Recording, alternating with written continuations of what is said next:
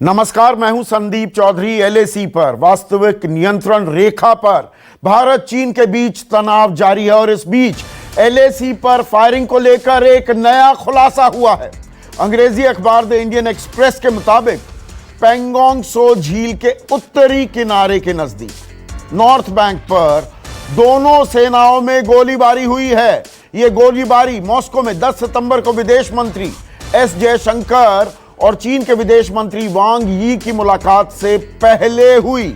एक अफसर के मुताबिक जिस जगह फिंगर 3 और फिंगर 4 मिलता है वहां दोनों ही तरफ से 100 से 200 राउंड की फायरिंग हुई है और फायरिंग की घटना तब हुई जब दोनों देशों की सेनाएं, दोनों देशों की फौज फिंगर इलाके में पकड़ मजबूत करने के लिए गश्त कर रही थी। आपको मैं बता दूं, देखिए इसमें कंफ्यूज ना होइएगा, फायरिंग की खबर पहले भी आई थी, लेकिन वो दक्षिणी पेंगोंग सो इलाका था जहां पर भारत ने जो हमारा ही इलाका है, जो हाइट्स हैं, जो ऊंचाइयां हैं, उन पर काबू कर लिया था। ये चुशूल सेक्टर है।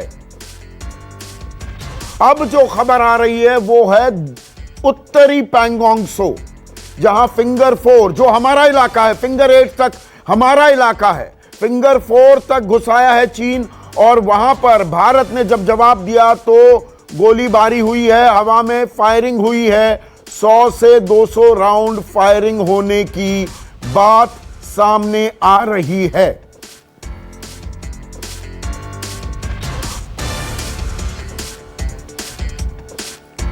और मेरे साथ चर्चा में major general Ajay Chaturvedi retired, lieutenant general Sanjay Kulkarni retired और जाने माने राजनयिक अचल मल्होत्रा भी जुड़ गए हैं। और जनरल कुलकर्णी, शुरुआत में आपसे ही करूंगा। मेरे सहयोगी आसिफ सुहाग भी बल्कि जुड़ गए हैं, लद्दाख में ही मौजूद हैं, ग्राउंड जीरो पर। और धारचूला जो उत्तराखंड में पड़ता है, वहां पर जो चीन के साथ बॉर्डर है हमारा, वहां पर मेरे सहयोगी वरुण सिन्हा भी जुड़े हुए हैं। आसिफ, ये जो अब खबर आ रही है, आप लगातार बता रहे थे दक्षिणी पेंगोंग सो में फायरिंग हुई है, चीन ने फायरिंग की थी, अब पता लग रहा है कि उत्तरी पेंगोंग सो में भी फिंगर 4, फिंगर 3 इलाके में जबरदस्त भिड़ंत हुई है, हवाई फायरिंग हुई है।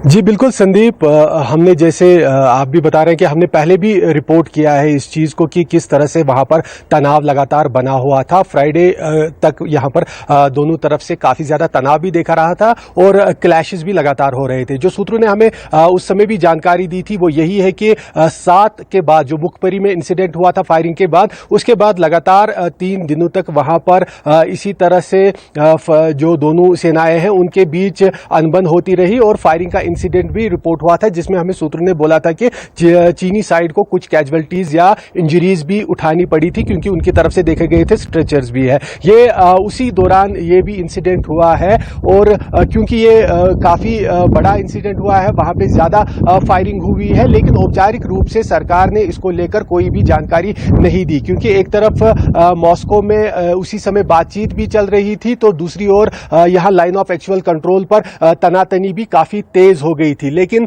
कहा जा रहा है कि उसके बाद सैटरडे के ऑनवर्ड्स अब तनाव हालांकि अभी भी बना हुआ है, लेकिन फायरिंग और क्लैशेस की स्थिति तब से नहीं हुई है। लेकिन अभी भी यहां पर बिल्डअप इतना ज्यादा संदीप है कि दोनों सेनाएं एक तो काफी नजदीक एक दूसरे के आमने सामने तायनात है और भारी तादाद में तायनात है। इस बीच चाइना की तरफ से, पीएलए की तरफ से जो 11 तक यहां पर लगातार एस्केलेशन किया गया, लगातार कोशिशें की गई लाइन ऑफ एक्चुअल कंट्रोल जो इलाका वहां पर जहां पर दोनों सेनाएं बनी हुई थी उसको पार करने की, और फिंगर 3 से लेकर फिंगर 4 चाहे दक्षिणी पेंगोंग हो चाहे नॉर्दर्न पेंगोंग हो, हमने ये भी बताया था कि नॉर्दर्न पेंगोंग में किस तरह से बोट के जरिए उन्होंने पेंगोंग लेक के अंदर पहले घुसपैठ की कोशिश की थी। ये भी हमने 11 को रिपोर्ट किया था। उसके बाद ये भी हमने बताया था कि नॉर्दर्न पेंगोंग में वो लगातार कोशिश कर रहे थे, जिस प्रकार से भारतीय सेना ने वहां पर हाइट्स को डोमिनेट किया है, चीनी सेना कोशिश कर रही थी कि वो भी उसकी बराबरी की हाइट्स वाली जगहों जगहों पर पहुंचे, लेकिन भारतीय सेना ने उन्हें नहीं पहुंचने दिया और उसी दौरान ये सारी कन्फ्रंटेशन सामने आई। अब धीरे धीरे, क्योंकि ये far flung area, line of actual control काफी दूर है लेह से भी, वहां से खबर तो निकल के आती है लेकिन केवल सूत्रों के हवाले से बिल्कुल अभी सरकार की तरफ से कोई आधिकारिक बयान इस बारे में नहीं आया है, लेकिन गोलीबारी की भी खबर है। ये हवाई फायरिंग हुई है, यहां पर हम आपको ये बात बता दें। और इस वक्त एक और बड़ी खबर आ रही है, और बड़ी खबर आ रही है राज्यसभा से, जहां पर सवाल पूछा गया भारत चीन सीमा पर जो तनाव चल रहा है उस तनाव के बारे में, घुसपैठ के बारे में बाकायदा यह सवाल पूछा है डॉक्टर अनिल अग्रवाल ने। और जो गृह राज्य मंत्री हैं नित्यानंद राय ने जवाब दिया है कि there has been no infiltration. मैं कोट अनकोट जवाब बता रहा हूं सरकार का। No infiltration has been reported along Indo China border during last 6 months। तो सरकार यहां पर कह रही है कि कोई भी घुसपैठ पिछले 6 महीने में नहीं हुई है। जनरल कुलकर्णी, 6 महीने से घुसपैठ नहीं हुई है। मई से जो तनातनी चल रही है, 15-16 जून को 20 हमारे सैनिकों को कुर्बानी देनी पड़ती है, वो जान न्यौछावर कर देते हैं देश के लिए। 29-30 जून, फिर 7 सितंबर, और एक जो अभी मैं खबर बता रहा था। तो क्या कल जो रक्षा मंत्री ने लोकसभा में कहा कि उनकी परसेप्शन अलग है एलएसी की, हमारी परसेप्शन अलग, उस बात को हम अब कह रहे हैं कि नहीं, कोई इन्फिल्ट्रेशन नहीं हुई, कोई घुसपैठ नहीं हुई है, तो इतनी तनातनी क्यों? जनरल कुलकर्णी। संदीप, सबसे पहले तो अगर जिस तरीके से अगर हम देखें कि अपने रक्षा मंत्री ने जो कल बयान दिया है, मुझे लगता है वो बहुत ही एक तरीके से अगर हम उसका विश्लेषण करें तो हम समझ जाएंगे कि चीन के साथ एलएसी के ऊपर तनातनी है, इसमें कोई शक नहीं है, उस पर विवाद है। उन्होंने ये भी कहा कि 38,000 स्क्वायर किलोमीटर चीन के पास है, 5,180 स्क्वायर किलोमीटर पाकिस्तान ने भी चीन को दिया है, और चीन की नजर अभी 90,000 स्क्वायर किलोमीटर अरुणाचल प्रदेश के इलाके पे है, इसमें भी कोई शक नहीं। उन्होंने ये भी कहा कि चीन के साथ तनातनी है, चीन ने अपने यूनिलैटरली स्टेटस को बदली करने की कोशिश की है, उन्होंने जबरदस्त जमावड़ा किया है, उसको मद्देनजर रखते हुए हमने मोबिलाइज किया है, और आज हम इस स्थिति में है। उन्होंने नाम भी उस चीज को मद्देनजर रखते हुए, मुझे लगता है मैंने ये सुना नहीं जो आपने कहा पार्लियामेंट्री सेशन का क्या है करके। राज्यसभा का सत्र चल रहा है सर, वहां पर नित्यानंद राय जो गृह राज्य मंत्री हैं वो कह रहे हैं no infiltration has been reported along Indo China border during last 6 months। Correct. अब इस बात को ध्यान में रखते हुए अगर हम कहें ट्रांसग्रेशन हुआ है, इसमें कोई शक नहीं। कल रक्षा मंत्री ने भी कहा है कि ट्रांसग्रेशन हुआ है, यूनिलैटरली चीन ने एलएसी का स्टेटस को बदली करने की कोशिश की है, वो ट्रांसग्रेशन को इंट्रूशन में बदली ना होने के लिए बातचीत जारी है। उन्होंने अपने रक्षा मंत्री ने चीन के रक्षा मंत्री को बताया है कि आपने कोई भी जो भी ट्रीटी है सबका उल्लंघन किए हैं और आपने जमावड़ा किया है। अगर आप ये सोचते हैं हम बातचीत से मसला सुलझाना चाहते हैं, अगर नहीं तो हम किसी भी इसके लिए तैयार हैं, उन्होंने खुद कहा है कि अपने लोकसभा में। उसके बाद अपने जो फॉरेन मिनिस्टर हैं उन्होंने उनके स्टेटमेंट का बयान देते उन्होंने कहा है कि कार्रवाई हो रही है। जरूर उस बातचीत के बाद पिछले 4-5 दिनों में मैं कहूंगा कि गोलीबारी नहीं हुई है, तनाव हो सकता है, तनाव जबरदस्त होता है। आधिकारिक बयान नहीं आया है, हम सूत्रों के हवाले से इंडियन एक्सप्रेस ये बता रहा है 100 से 200 राउंड फायरिंग हुई है। लेकिन अचल मल्होत्रा साहब, आप नुआंसेस भी जानते हैं, सिमेंटिक्स की बात हो रही है, ये भाषा या शब्दों को गढ़ने की बात है कि भाई इन्फिल्ट्रेशन है कि ट्रांसग्रेशन है। राज्यसभा में सरकार कह रही है, गृह मंत्रालय कह रहा है 6 महीने से कोई इन्फिल्ट्रेशन घुसपैठ नहीं हुई है एलएसी पर। आप इसको किस तरह से देखेंगे? देखिए, मैंने सुना आपकी बात को, और देखिए मुझे लगता है ये शब्दों का हेर फेर है, क्योंकि जैसे मेरे अभी को पैनलिस्ट जो हैं जनरल साहब ने बोला, इसमें तो कोई दो राय नहीं है कि चाइना ने स्टेटस को बदलने की कोशिश करी है, चाइना ने ट्रांसग्रेशन किया है। अगर ये सब नहीं होता तो फिर डिसएंगेजमेंट और डीएस्केलेशन की बात ही क्यों होती? अब ये अगर इन्फिल्ट्रेशन का मतलब जो सरकारी जवाब में इस तरह से लिया जा रहा है कि हम जो इंडिया पाकिस्तान बॉर्डर पे जैसे इन्फिल्ट्रेशन की बात करते हैं कि चुपके से कोई हमारे इलाके में घुस आया, अगर आप इसको और आर्मी पीएलए के ट्रांसग्रेशन को दो अलग बातें मान के चलते हैं तो ये आप इसे सिमेंटिक्स कह सकते हैं कि आपने शब्दों का हेरफेर किया, आपने सही जवाब का सही आप सवाल का सही जवाब भी दे दिया और आपने बात को मतलब एक दूसरे कॉन्टेक्स्ट में उसका जवाब दिया। तो ट्रांसग्रेशन है, ये सब स्टेटस को बदला गया, ये तो हकीकत है, इसमें तो हमारे रक्षा मंत्री ने साफ साफ कहा है। अगर ये सब नहीं है तो हाँ, ये मुझे तो लगता है कि ये सवाल की जो लैंग्वेज है उसे भी देखना जरूरी होगा कि उसने सवाल पूछा क्या है, क्योंकि इन्फिल्ट्रेशन का मतलब अलग है। इन्फिल्ट्रेशन ये है कि आप line of action control. Sir सवाल मैं बता देता हूं अचल साहब जी, सवाल मैं बता देता हूं। सवाल ये पूछा गया, will the minister of home affairs be pleased to state A whether it is a fact that the cases of infiltration from Pakistan and China has increased during the last 6 months, यानी कि चीन और पाकिस्तान से क्या घुसपैठ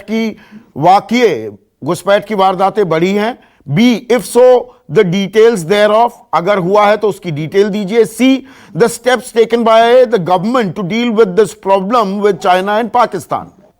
तो सरकार ने कदम क्या उठाए हैं, तो उसमें इंडो पाक बॉर्डर की विस्तृत जानकारी दी गई है। चीन के बारे में कहा गया है कि नहीं, कोई इन्फिल्ट्रेशन नहीं हुई है।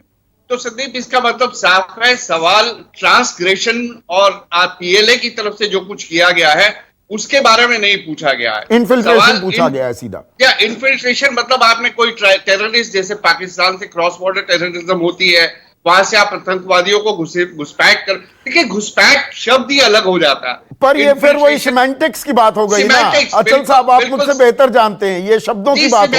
है, ये भाषा की हेरफेर है। अब पूछने वाले की नीयत क्या थी, उसने पूछा किस तरीके से, तो सरकार ने सिमेंटिकली करेक्ट आंसर दे दिया उसका। ठीक है, वरुण सिन्हा, मैं वरुण सिन्हा के पास ले जाना चाहूंगा दर्शकों को। धारचूला में मौजूद हैं। पैंगोंग जो इलाका है, दक्षिणी हो या पूर्वी हो, उत्तरी हो, वरुण, वहां पर अभी तनाव है। खबरें यह भी आ रही हैं कि फायरिंग हुई, उसके बाद अभी वहां पर थिंग्स आर कूलिंग डाउन। लेकिन धारचूला जहां पर आप हैं और आपके बिल्कुल सामने नेपाल का बॉर्डर है, पहाड़ियों के पीछे चीन का बॉर्डर है, वहां पर अभी स्थिति क्या है?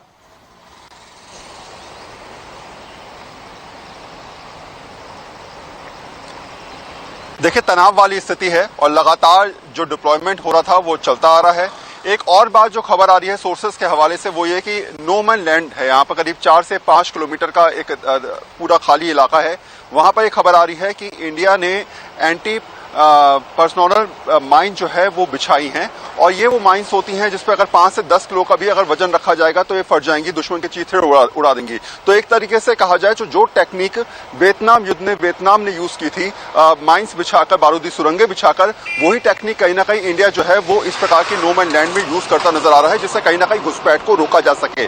तो ये स्ट्रेटेजी यहाँ पर अपनाने की बात की जा रही है। दूसरी बात जो है वो ये कि कमांडिंग लेवल के ऑफिसर्स जो हैं वो अब सीमा के जो बिल्कुल बॉर्डर एरियाज हैं, जो आखिरी चौकी हैं, वहां पर गश्त लगाने के लिए कल निकल चुके हैं और वो 3 दिन के बाद वहां से लौटेंगे। तो ऐसे में जो बॉर्डर पे बिल्कुल लास्ट चौकी तक एक मूवमेंट होता है बाकायदा, जो पहले से चलता था लेकिन पिछले कुछ दिनों से रुका हुआ था, उसको भी अब जो है दोबारा से शुरू किया गया है और कल यहां से मूवमेंट हुआ है। इसके अलावा माना, नीति या फिर लिपुलेक के आसपास बहुत ज्यादा डिप्लॉयमेंट यहां से किया गया है। तो कोशिश लगातार जो है वो आर्मी की, आईटीबीपी की ये है कि अपने आप को फ्रंट पे रखा जाए और जितनी ज्यादा स्ट्रेटेजी तैयार की जा सके अगले कुछ दिनों के लिए, वही तैयारी यहां पर चलती हुई नजर आ रही है। एक बात मैं लगातार पहले भी कहता आ रहा था कि सेकंड लाइन और डिफेंस को लेकर कुछ बातचीत हुई थी कि लोगों को बसाया जाए और उनको कहा जाए कि वो मूवमेंट ना करें। फिलहाल यहां पर जो पटवारी पुलिस है, क्योंकि उत्तराखंड में पटवारी पुलिस चलती है, उसने गांव वालों को कहा है कि वो कुछ दिनों के लिए बॉर्डर एरियाज में ना जाएं अपने पशुओं को लेकर,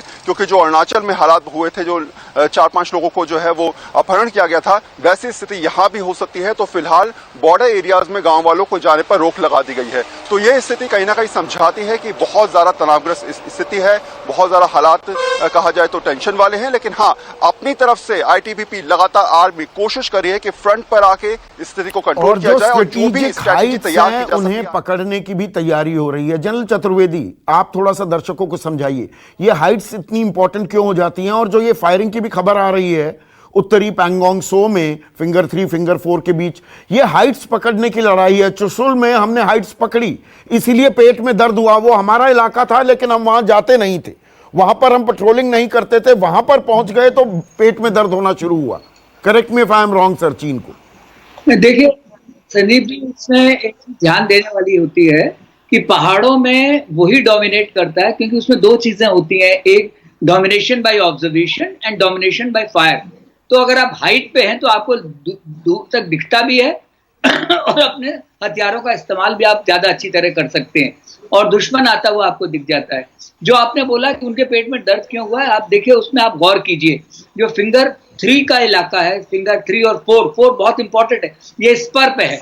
इसके बाद जो है री एंट्रेंच शुरू होता है।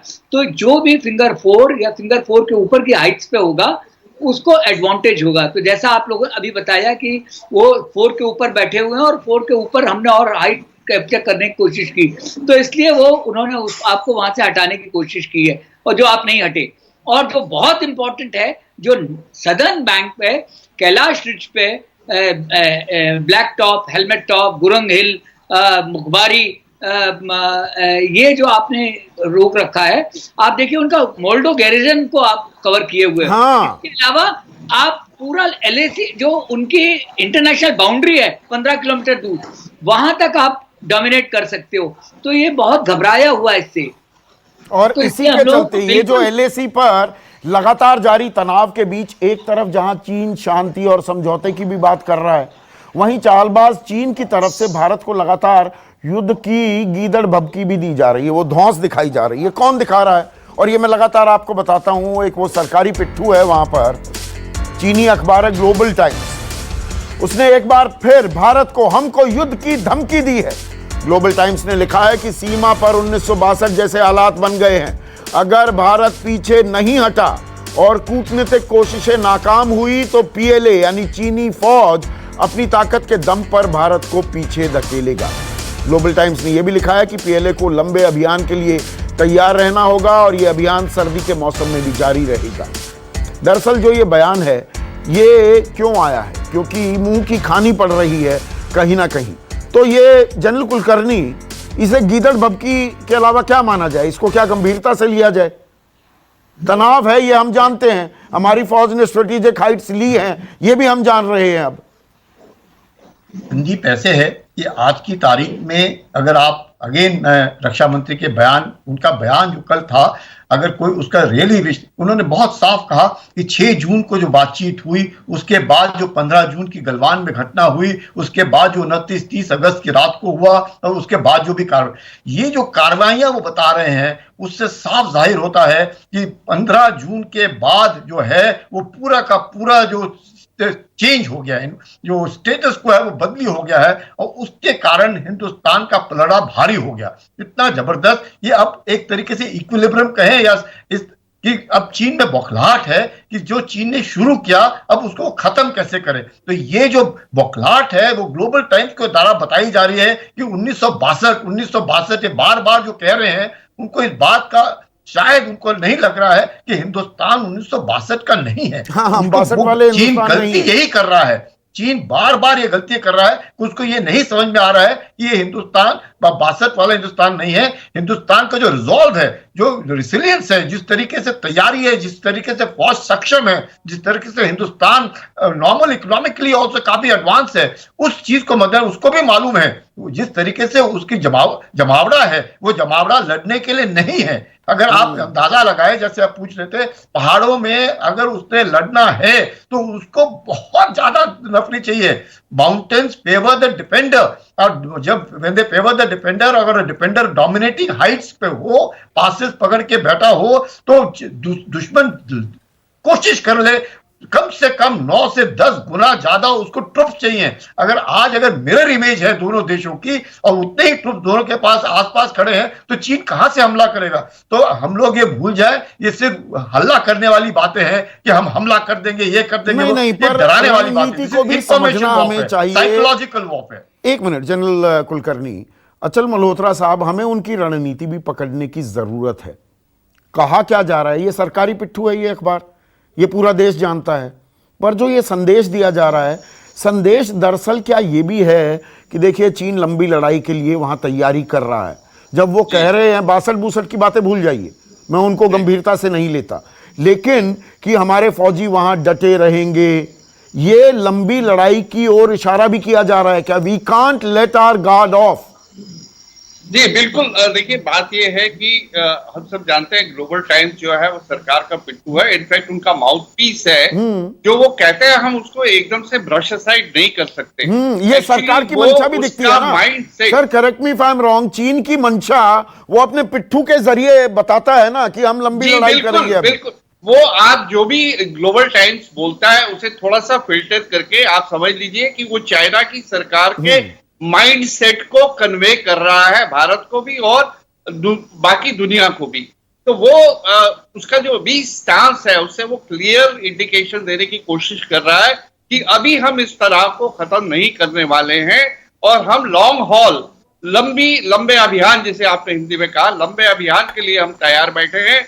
अपनी तरफ से कोई भी तैयारी उन्होंने कम नहीं की है। तो उसका माकूल जवाब जो है कल हमारे रक्षा मंत्री के स्टेटमेंट में दिया गया है। हमारे रक्षा मंत्री ने भी यही इंडिकेट किया है कि तनाव है, फिलहाल जो है अभी हमें लंबी लड़ाई लड़ने की जरूरत के लिए तैयार रहना है। दो शब्दों का इस्तेमाल किया ना जनरल चतुर्वेदी, 2 शब्दों का इस्तेमाल किया। संयम, हम संयम बरत रहे हैं। समझौतों का हवाला दिया 88 से जो प्रक्रिया शुरू हुई थी, 93, 96, 2005, 2012, 13, हम समझौतों का सम्मान करते हैं। तो इसीलिए उन्होंने कहा कि देखिए हम शांति चाहते हैं, लेकिन हम शौर्य, संयम और शौर्य हम दोनों इस्तेमाल कर सकते हैं और इस्तेमाल किया जाएगा।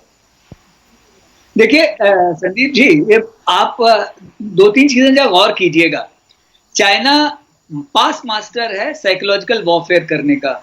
तो उसमें अगर आप देखिए वहां पे 2 विरोधाभासी आवाजें एक साथ उठ रही हैं। एक उनका एम्बेसडर और उनके फॉरेन ऑफिस जो है बार बार शांति की बात करता है, क्योंकि वो जानता है कि हिंदुस्तान जो है, जो डील्स हैं, जो पैक्ट्स हैं, उनकी इज्जत करता है। दूसरा पीएलए, जो ग्लोबल टाइम्स के एडिटर हैं, वो खुद पीएलए के ऑफिसर रहे हैं। दूसरा शी जिनपिंग, आज अब किसी उनको बड़ी मुंह की खानी पड़ी और शी जिनपिंग के नीचे सीएमसी है, तो पीएलए पूरी तरह से शी जिनपिंग के साथ है। तो ये जो 2 चीजें साथ साथ चल रही हैं, और जैसा कि जनरल कुलकर्णी ने बड़ी अच्छी बात बताई कि माउंटेन्स में 10 से 10 गुना ज्यादा नहीं होगा, आप अटैक नहीं कर सकते हो। ये हवा मारते रहो कि हम ये कर देंगे, वो कर देंगे, करने दीजिए।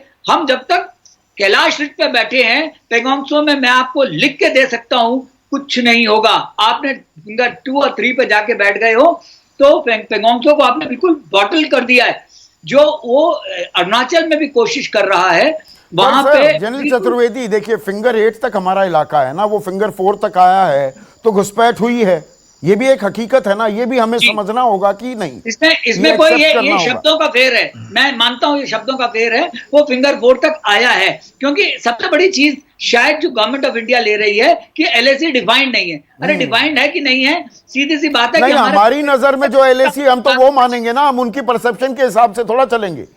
वो तो ठीक है, टेबल पर, मेज पर बातचीत हो रही है तो बातचीत में ये बात हो सकती है, पर जमीन पर थोड़ा हम बात करेंगे। हम मानेंगे थोड़ा कि आप घुस गए, हमारी जमीन पर घुसे हो तो रिटेलिएशन होगी। हाँ बिल्कुल, रिटेलिएशन होना चाहिए। और ये जो फिंगर 4 से 8 का इलाका है, ये बिल्कुल हमारा है, इसमें किसी तरह का कोई शक शुबा नहीं है। सर एक ब्रेक ले रहा हूं, ब्रेक के बाद चर्चा को आगे बढ़ाएंगे। और चीन सरप्राइज क्यों था, वो भौचक्का कैसे रह गया। नमस्कार, मैं हूं मानक गुप्ता। अगर आपको हमारा ये वीडियो पसंद आया हो तो इसे लाइक और शेयर जरूर करें, और हां, हमें सब्सक्राइब और फॉलो करना ना भूलें ताकि आप देश और दुनिया की कोई खबर मिस ना करें। तो जुड़े रहिए हमारे साथ और देखते रहिए न्यूज़ 24।